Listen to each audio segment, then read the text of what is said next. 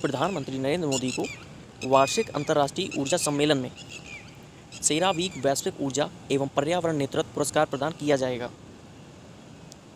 भारतीय गोल्फर अदिति अशोक ने 2021 में पहले टूर्नामेंट में खेलते हुए gain bridge LPGA golf championship में कट हासिल किया।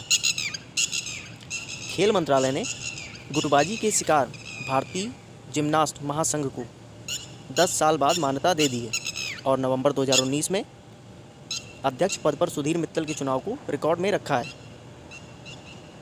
भारत के महराज अहमद खान, अंगदवीर सिंह बाजवा और गुरजोत खांगुरा ने काहिरा में ISSF शॉटगन विश्व कप में पुरुषों की स्कीट स्पर्धा में कांस्य पदक जीता। मऊ के गोल्फर ओम प्रकाश चौहान ने अंतिम दौर में दमदार प्रदर्शन करते हुए ग्लेड 1 मास्टर्स 2021 में 4 शॉट के बड़े अंतर से जीत हासिल की। रियर एडमिरल संजय शर्मा ने कोच्चि में नेवल शिप रिपेयर यार्ड के एडमिरल सुपरिंटेंडेंट का पदभार ग्रहण किया। रियर एडमिरल एस वेंकटरमन ने गोवा स्थित प्रतिष्ठित नौसेना युद्ध महाविद्यालय NWC की कमान संभाली।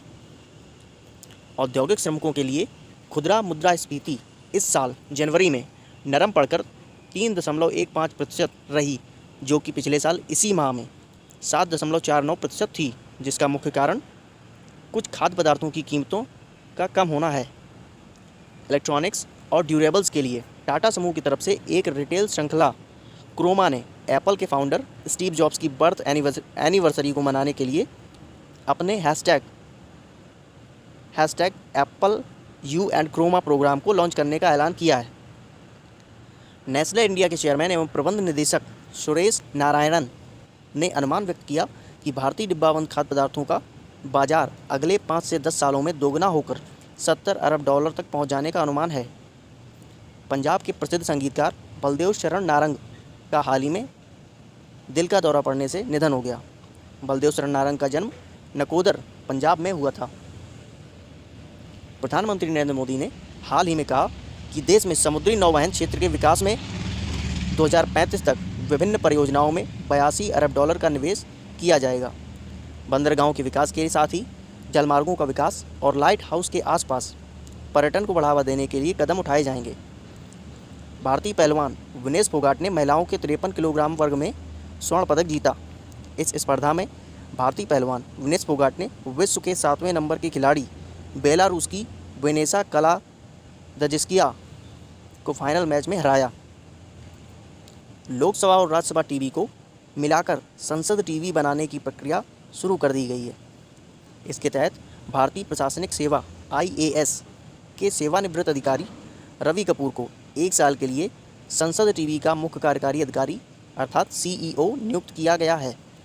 रिटायर्ड IAS अधिकारी रवि कपूर 1986 बैच के असम मेघालय कैडर के हैं। विश्व चैंपियन MC मैरी कॉम को अंतर्राष्ट्रीय मुक्केबाजी संघ AIBA की चैंपियंस एंड वेटरन्स समिति का अध्यक्ष चुना गया है। विश्व संस्था ने पिछले साल इस पैनल का गठन किया था। 2012 ओलंपिक कांस्य पदक विजेता मैरी कॉम को AIBA के निदेशकों के बोर्डों की वोटिंग के बाद इस पद के लिए चुना गया। विश्व श्रवण दिवस प्रत्येक वर्ष 3 मार्च को मनाया जाता है। विश्व स्वास्थ्य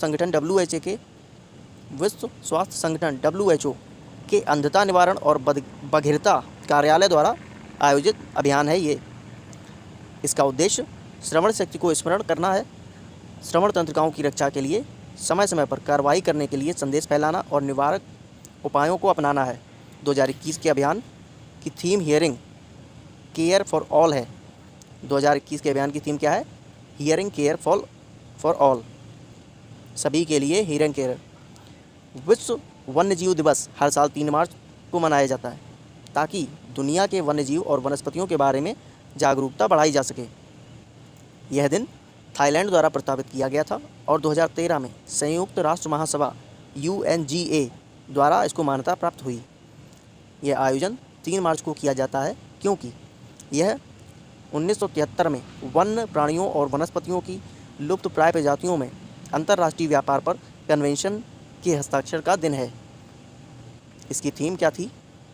forest and livelihoods sustaining people and planet theme थी इसकी। श्रीलंका ने कहा है कि वह भारत और जापान के साथ कोलंबो पोर्ट में वेस्ट कंटेनर टर्मिनल WCT विकसित करेगा। WCT को भारत और जापान द्वारा नामित निवेशकों के साथ विकसित करने की मंजूरी दी गई है। भारत ने अडानी पोर्ट्स का नाम दिया है, जबकि जापान को अभी जवाब देना बाकी है। भारत और जापान को WCT का 85% शेयर प्रदान किया जाएगा। भारतीय वायुसेना IAF पहली बार UAE में अल धाफरा एयरबेस में शुरू होने वाली एक्सरसाइज डेजर्ट फ्लैग में भाग लेगी। एक्सरसाइज डेजर्ट फ्लैग संयुक्त अरब अमीरात वायुसेना द्वारा आयोजित एक वार्षिक बहुराष्ट्रीय बड़े बल का युद्धाभ्यास है। भारतीय वायुसेना संयुक्त अरब अमीरात, संयुक्त राज्य अमेरिका, फ्रांस, सऊदी अरब, दक्षिण कोरिया और बहरीन की वायुसेनाओं के साथ अभ्यास में भाग ले रही है। भारतीय वायुसेना 6 सुखोई Su-30 MKI, 2 C-17 और 1 IL-78 टैंकर विमानों के साथ इस युद्धाभ्यास में भाग ले रही है। केंद्रीय मंत्री नितिन गडकरी ने घोषणा की कि नाग नदी प्रदूषण परियोजना को 2117 करोड़ रुपए से अधिक की लागत से अनुमोदित किया गया है। नागपुर शहर से होकर बहने वाली नदी, जो इस शहर को अपना नाम देती है, अब सीवेज और औद्योगिक कचरे का एक अत्यधिक प्रदूषित जल चैनल है। राष्ट्रीय नदी संरक्षण योजना के तहत अनुमोदित परियोजना को राष्ट्रीय नदी संरक्षण निदेशालय द्वारा कार्यान्वित किया जाएगा। केंद्रीय पर्यावरण मंत्री प्रकाश जावड़ेकर ने अधिकारियों को आदेश दिया कि वे सिमलीपाल टाइगर रिजर्व में भड़की आग की घटनाओं पर तुरंत कार्रवाई करें। सूत्रों के अनुसार ओडिशा के मयूरभंज जिले में सिमलीपाल भारत के सबसे बड़े जीवमंडल भंडारों में से एक है, जो पिछले एक हफ्ते से जंगल की आग से ग्रसित है। सिमलीपाल राष्ट्रीय उद्यान ओडिशा के मयूरभंज जिले में एक राष्ट्रीय उद्यान और बाघ अभयारण्य है। राष्ट्रीय उद्यान का नाम इस क्षेत्र में उगने वाले लाल रेशमी कपास के पेड़ों की बहुतायता से है और यह भारत का 7वां सबसे बड़ा राष्ट्रीय उद्यान है। यह क्षेत्र 2009 से यूनेस्को के विश्व नेटवर्क ऑफ बायोस्फीयर रिजर्व का भी हिस्सा है। भारत पेट्रोलियम कॉर्पोरेशन बोर्ड ने नुमालीगढ़ रिफाइनरी में अपनी 61.65% हिस्सेदारी 9,875 करोड़ रुपए में बेचने को मंजूरी दी है। All India limited, engineers India limited और असम सरकार यह हिस्सेदारी खरीदेंगे। नुमालीगढ़ रिफाइनरी असम के गोलाघाट जिले के मोरंगी में स्थित है। हरियाणा के राज्यपाल ने एक विधेयक को मंजूरी दी है, जिसमें राज्य के लोगों के लिए 50,000 रुपये प्रतिमाह तक सकल वेतन के साथ निजी क्षेत्र में नौकरियों में 75% का आरक्षण लागू किया गया है। इससे हरियाणा के युवाओं को अब निजी क्षेत्र की नौकरियों में 75% आरक्षण मिलेगा, जिसमें कंपनियां, सोसाइटी और ट्रस्ट भी शामिल हैं। स्थानीय लोगों के लिए निजी क्षेत्र में आरक्षण चौटाला की जनता पार्टी का मुख्य चुनावी वादा था, जिसने भाजपा के साथ गठबंधन में राज्य में सरकार बनाई थी।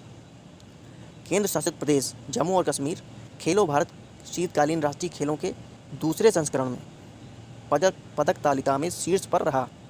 जम्मू और कश्मीर ने 11 स्वर्ण, 18 रजत और 5 कांस्य पदक जीते। 5 दिवसीय मेगा स्पोर्ट इवेंट, जो 26 फरवरी से शुरू हुआ, उत्तरी कश्मीर के बारामूला जिले के गुलमर्ग के प्रसिद्ध स्की रिजॉर्ट में संपन्न हुआ। इस कार्यक्रम का उद्घाटन प्रधानमंत्री नरेंद्र मोदी ने किया था। इस आयोजन में 27 राज्यों और केंद्र शासित प्रदेशों के 1000 से अधिक एथलीटों ने हिस्सा लिया था।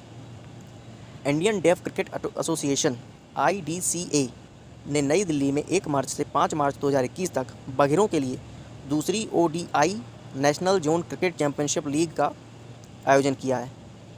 50 ओवरों का टूर्नामेंट खिलाड़ियों के लिए महत्वपूर्ण है, क्योंकि यह डेफ ICC विश्व कप 2022 के लिए खिलाड़ियों के चयन का आधार होगा।